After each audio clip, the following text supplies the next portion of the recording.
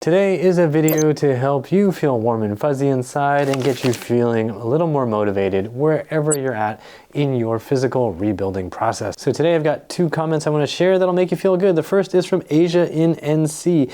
And Asia in NC says, Matt, last year I barely walked. First I was told I needed a shot, then an arthroscopy procedure for FAI, and finally I was told I needed a hip replacement.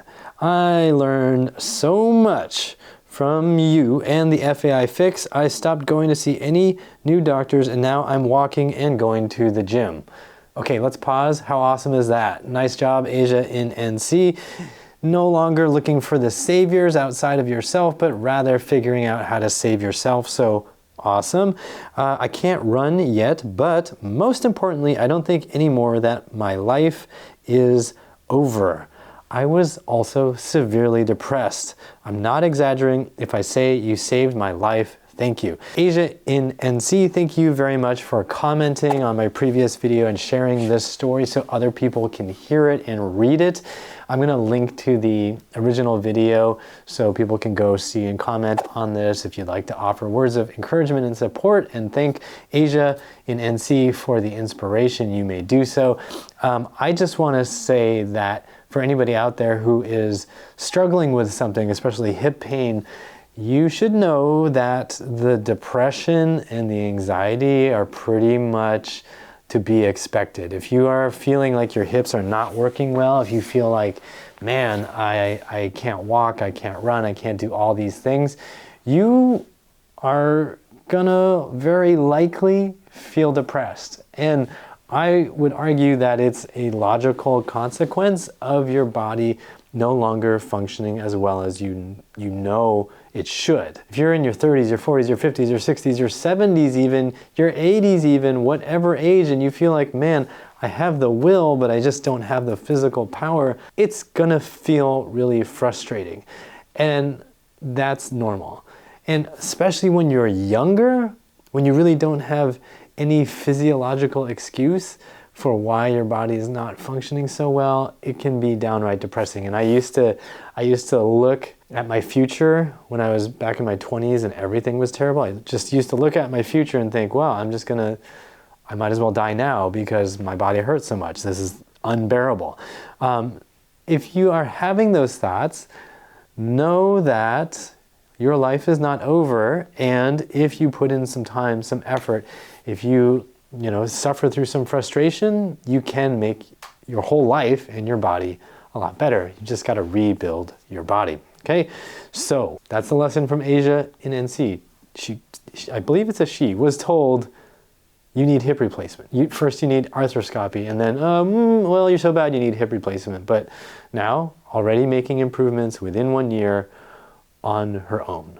Okay, so that is possible. Don't let somebody tell you it's impossible to improve yourself, because that kind of stuff just drives you to surgery. All right, so now the next one is gonna get a little bit spiritual, but not terribly so. We'll talk about it. So this is from Gypsy2. And basically he said, I have a big problem because I'm a Muslim and have not been able to kneel all the way down to my heels for over 6 years now. It's painful and embarrassing. Those who cannot kneel, generally the old, can do prayers in a chair. I am not ready to surrender to a chair. Thank you for this. I have been doing other strength exercises you have given, and my daily pain in my knee has gone from constant, unbearable 100% to 20% a few nights a week. Thank you, thank you, thank you. A million thank yous. My quality of life is so improved. Whoever reads this, never give up. Never surrender to pain or meds. Our bodies can heal.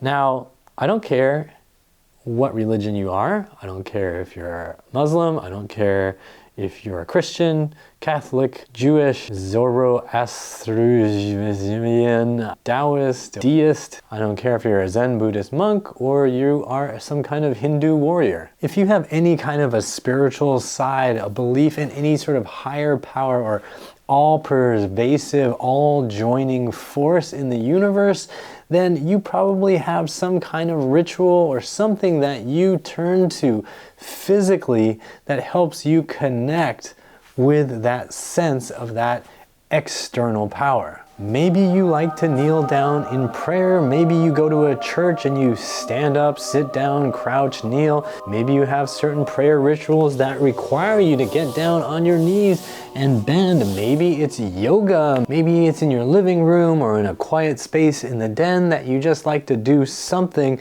to get your brain, your body, and your spirit feeling connected to something bigger than yourself. Maybe it's dancing. Maybe you just like to move around a lot and that helps you feel connected. The point is, no matter how you feel more connected to something bigger than yourself, it really helps to have a body that is able to do it. I was so stoked to read this message by Gypsy 2, and I am so glad that the things that I've been teaching on this channel can help somebody connect spiritually, connect to their faith, and connect to just feeling better about themselves and the universe. So Gypsy 2, I want to say thank you for sharing this story. I will link to the original video that Gypsy commented on. So if you want to also offer some thanks, praise, support, likes, whatever, you can do that as well. Again, I am just extraordinarily happy that what I'm sharing can help other people connect to so many different parts of their lives and so many obviously crucial